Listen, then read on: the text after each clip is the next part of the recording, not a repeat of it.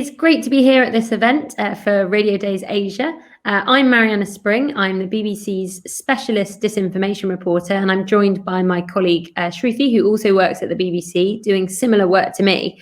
And we're here to talk about the impact of anti-vaccine content online and how it's affecting people all over the world. Shruti will now explain a little bit about who she is and what she does. I spend most of my time investigating the human impact of disinformation, speaking to people whose lives have been affected and seeing how a real uptick in disinformation, particularly anti-vax content online, is affecting different communities. Right, thanks, Marianna. And what I do is also an offshoot of what Marianna does. I keep a track of disinformation online, on social media, and on WhatsApp, and all the sources that are available for information at this point, even news organizations. I keep a track of misinformation, disinformation, and especially in the Southeast Asian region, expanding to the rest of Asia. And also, my main job is to debunk those misinformation which go viral, sometimes go beyond boundaries, go beyond Asia, and sometimes also even reach Europe and Americas. So that's my main job, and we're here to talk about how we track it and how we try to sort of debunk it, and to tell you about how you can be skeptical about anything that you see online without actually spreading it further. Thank you so much, Shruti. And I totally agree. I think something really important about this topic is that the internet doesn't have any borders or any barriers. It has language barriers, but actually disinformation spreads all over the world, and we see it hop from country to country, from continent to continent. And that's why it's so important that there's this global team we have at the BBC that investigates viral disinformation, that debunks the myths that are being shared, that figures out what's being shared and where, and it speaks to the people who've been affected. Very recently, I worked on an investigation for BBC Panorama, which is one of the current affairs programmes at the BBC, which takes an investigative look at big current issues. And that issue was anti-vax, which is something that's definitely been on the brain, especially since vaccines began being rolled out, especially here in the UK. That started before Christmas. Coronavirus vaccines, I should add. And what really struck me was that there's obviously a really big difference between the kinds of conspiracy theories we're seeing online, the suggestion that Bill Gates, the Microsoft founder, is trying to microchip you, or the idea that vaccines are going to alter your DNA, and then understandable questions that people might have about the vaccine, asking whether it's safe, whether it's effective, how quickly it was developed. The problem is that this very committed minority of activists online are deliberately exploiting that nervousness, those questions, in order to spread disinformation. And my investigation actually started when a woman in her 80s who lives here in the UK in a place called Norwich got in touch with me to say that she'd seen a really scary video that put her off having the jab. And what this video did so cleverly, unfortunately, was use people, some of whom would brandish their medical titles or their scientific credentials and expertise, and then go on to spread false information. So playing on our trust in experts, our trust in doctors and those who really get the science behind vaccines. And this was very, very scary for Rosemary, who got in touch with me, and it nearly put her off having the vaccine. It nearly affected a life and death decision and led to her making a misinformed choice. And the real world impact of disinformation is something we've been seeing a lot throughout the past year, and that's been a real worry and a real focus for me and all the rest of our team. It's important as well that different communities are affected. It's important to highlight as well that different communities are affected in different ways. Rosemary is an elderly woman in her 80s who doesn't use social media very much. She received this video on WhatsApp, and I wanted to test whether that video and those tactics would work on different people from all over the UK who have different worries and different concerns. And what was the most frightening was that actually, having shown this video to a panel of 8 volunteers, half of them felt frightened, more frightened about getting the jab than they had before. So it clearly works, and it also shows us how easy it is to fall victim to this stuff ourselves. There are also people in the UK in different communities who have been impacted by different messaging by anti-vaccine activists online. I interviewed a woman called Shruti, who's in her early 60s, and she was really worried about the contents of the vaccine, the idea that it might contain meat, which would be against her religious beliefs, as well as the idea that it might contain aborted fetus cells. Both of those claims aren't true, but she was being sent, again, scary videos on WhatsApp, and it meant that she didn't want to get the jab anymore, and she didn't want her children to get it either, and her children are highly vulnerable. They both have disabilities. What I thought was really uplifting was that the thing that persuaded her to have the vaccine, or that helped her to make an informed choice about having the vaccine, was actually Zoom calls that were being run by a local doctor in both English and Gujarati to try and speak to the wider community about the fears that they have. And that was something that really came out of my investigation, not just that vaccine disinformation online is playing into the concerns of specific communities, but also that the best way of debunking these myths or reaching people is through the trusted people in their lives, whether that's a local doctor they know or a community leader. And that's a crucial element of the solution to this, because it can sometimes feel like there's not a solution, and that can be a bit stressful and a bit scary. Another thing we're also worried about going forwards is how this kind of vaccine disinformation might affect younger people. There was a man I interviewed in his mid-20s, again in this town called Norwich in the UK, and he told me he didn't want to have the vaccine because he didn't really think he needed it. He is an avid Instagram user, and exclusive data and research that we revealed in the program showed that actually there's been a huge uptick in followers of anti-vaccine accounts, particularly on sites like Instagram, which are populated on the whole across the world by younger people, people in their teens, 20s and 30s. Specifically, that data showed that the number of followers of anti-vaccine accounts had increased 5-fold over the course of the past year. And we also found that the number of people who were liking just pages, anti-vaccine pages on Facebook, had increased by almost 1 million. On Twitter, the followers of anti-vaccine accounts had increased threefold. And so you see how this spike correlates with real impact on real communities, and that's a fear here in the UK. I wonder, Shruti, whether that's something that you're seeing happening in Asia and with the work that you're doing. It's quite interesting you mentioned that, Marianna, because, some examples like, Bill Gates' microchip theory and that COVID vaccines contain meat, all of that has trickled into Asia, but with a different twist. The twist is religion plays an important role, especially in Southeast Asian countries. And so religious disinformation and misinformation was quite rampant when these vaccines were rolled out in Southeast Asian countries. So, there were viral videos where you could see a Muslim cleric saying that, there's a microchip in the vaccine. It's an attempt to control population. And then there were instances of viral misinformation about religious leaders spreading this misinformation that the vaccine contains meat, and that's why certain communities should not get the vaccine or should not get the jab. Now, how do you stop this? How do you let this kind of religious misinformation from spreading further?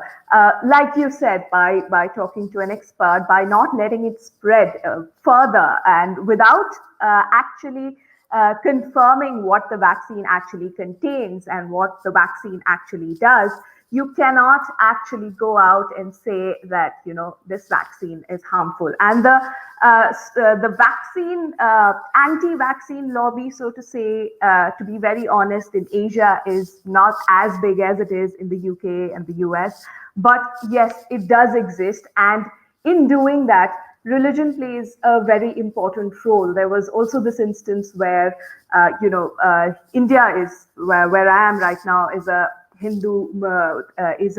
largely Hindu majority nation, and there was this leader of Hindu group that said that people should not be consuming people should not get the COVID vaccine because it has cow blood serum. Now, that's not exactly misinformation, but the fact that cow blood serum is used in majority of biological research is a fact. So, pandering to things like that and spreading that information further, which will stop people from getting the vaccines, which is the most crucial thing at this point, is not only harmful to the society but harmful to your own health. It could cause loss of lives. So to be able to prevent that, uh, you should engage more with experts and fact checkers who can sort of bring the reality to you, rather than spread that information without verifying, spread it to further more groups which could believe it and not get the vaccine. So this is just the instance of vaccine misinformation with respect to the coronavirus. But even before the vaccine misinformation came online, there was a lot of misinformation in Asia, especially in India and Pakistan, about how Muslims had a role, a certain community had a role in further spreading coronavirus and making other communities more vulnerable to the virus. Now, again, that's not something that there are certain things that you cannot debunk with science, but you can debunk with data. So that's why engaging with communities that are fact checkers, engaging with communities that have experts, scientific experts who can help you verify claims, really helps in a situation where everything is a matter of life and death at this point. Absolutely. And I think that it's so important that people feel or people are aware of what they can do in their own lives to battle online disinformation or to protect themselves from it. Obviously, there's an important conversation to be had, and I do this in a lot of my reporting about who's accountable, who's responsible for spreading this disinformation, particularly about vaccines. In this case, it appears to be a committed minority of activists, some of whom have campaigned against vaccines for a very long time, some of whom have promoted other conspiracies about the pandemic and have now turn their attention to vaccines. There's also the role of social media sites and the role of governments. What legislation are they considering or not? Are social media sites updating their policies? And if so, how are they implementing them? And what's the duty of care of the social media sites and governments to the people that are using their platforms? But a lot of those things are big structural changes that don't necessarily empower us in our own lives. But there is stuff we can do right now to protect ourselves from disinformation and falsehoods that could cause really serious harm to us and to our loved ones. It's really important to remember that disinformation often plays on your emotions. It's designed to make you react, whereas accurate information can often be quite boring. And one thing I found doing my recent investigation into the anti-vaccine movement was that actually good scientists and good doctors will always explain to you the risk that's associated with anything, even if it's a very small risk. And they will tell you it often in a very level-headed way, in a calm way, and explain that to you. On a personal level, if you're talking one-on-one to someone, that can be really reassuring. But when it's shared online on platforms like Facebook, Twitter, Instagram, it might not, and WhatsApp too, it might not seem quite as eye-catching or attractive as that bad information that makes you feel frightened, makes you want to share it with your friends and family, or makes you feel angry or outraged for some reason. So whenever you see something or you get forwarded something on WhatsApp, just pause for a second and think about the possible consequences of passing it on. If it's not true, it's also really important to think about where that information is coming from. Is this really a source you can trust? What else have they been saying? Investigate who's been saying this kinds of stuff. You often find that the same people who've promoted very harmful conspiracy theories suggesting the pandemic isn't real or that coronavirus is linked to 5G technology in some way, both of which are false. They will then go on to spread false claims about vaccines. So I think those are two really good things that people can do in their own lives. And the third thing is just to speak to people, friends and family who might be feeling worried and might be seeing this stuff on WhatsApp or Facebook or Twitter, Instagram. Answer their questions, try and understand what their legitimate concerns are, their real worries, and address those, because that will protect them from turning to this bad information to answer their questions. I don't know if there's anything else, Shruti, that you'd recommend to people when they're seeing stuff on WhatsApp. I know WhatsApp's particularly popular in Southeast Asian countries. Besides what Marianna has already mentioned about how to verify and what you can use to verify, two very simple things that you can use. You don't even have to log in online, get a computer. Just use your phone, pick up Google Lens. If there are images that you see on WhatsApp or on social media, your Twitter, Facebook, or Instagram, if there are images that you think could be manipulated or could have could be an old image that you've seen before, just go on to Google Lens and upload that image. It's very easy to do. Or just go on to Google Images, upload that image, and see if that image has actually been manipulated, or see if that image existed before. And that's how you can find out if certain images are being used for propaganda, if certain images are being used to spread misinformation in a certain context. So especially because in the Asian region, a lot of the misinformation that we see or we come across online is mostly old images recycled or manipulated to push out some new narrative or push it out in a different context that fits a certain narrative. So that's very important to do in terms of images, as far as images or manipulated images are concerned. But Marianna can take it forward from here on what broadcast journalists can do to spot and verify misinformation. Yes, as journalists, whether that's in broadcasts, in print or online, we obviously have a huge responsibility to tackle disinformation anyways through accurate and reliable reporting. But obviously our jobs are specifically investigating and reporting on this beat.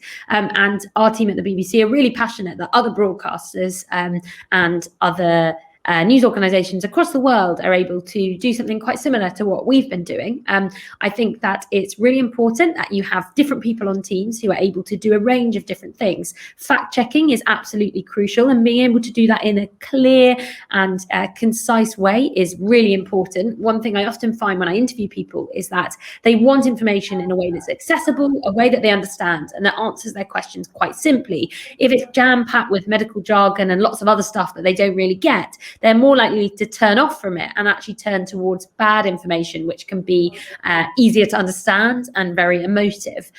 I think it's also really important within any team that you have people who are tracking what's being shared online. They can identify who shares this stuff, where it's being shared, and the most kind of prolific places for disinformation, particularly about vaccines in this case, having people who are monitoring Facebook groups, monitoring particularly viral posts. And the team at BBC Monitoring that we work with a lot do this incredibly. And they use really useful tools like CrowdTangle, which people may or may not have heard of, and Spreadfast, that allow you to see where one particular post has been spread and to understand why it's spreading and how and by who.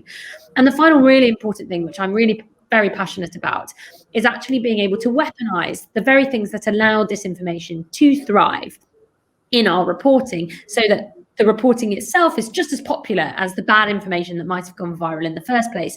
And I think the best way of doing that is to humanize the impact that disinformation and conspiracy theories have on real people, so that people can see the real human faces, the people who've been scared off the jab in the case of the vaccine, or the people who've been impacted by disinformation about the pandemic or elections, and how that's affected them very personally and what happened to them. And I think if we can tell these stories and lead audiences and listeners through these narratives, they can better relate to why it's so harmful and why it's so awful that disinformation is spread deliberately. And part of that is also investigating the bad actors, trying to get to the bottom of why they spread this stuff, what they're doing, and holding them accountable for that. But I always think that actually, in some ways, when you're interviewing people who've been impacted by disinformation or perhaps fallen victim to it and are themselves spreading it, that's often the case with anti-vaccine content online. It's really good to question them from a point of empathy, to try and understand how this has happened, rather than just confronting them, although that's very important too, particularly when it comes to activists who are doing this on purpose. But actually trying to understand understand why this happens helps us and our listeners, viewers, people reading online to better understand how these disinformation ecosystems work and what's the solution to breaking them down and stopping them causing real world harm. Just the last thing that I wanted to mention, as I was saying earlier as well, that sensational news or fake news or misinformation travels nearly 70 times faster than actual authentic news. So anything that you receive on WhatsApp, anything that you see on social media, please, please, please be skeptical of it before you forward it. And that's everything from us. Thank you so much for listening, and do feel free to get in touch with us if you have any questions at all.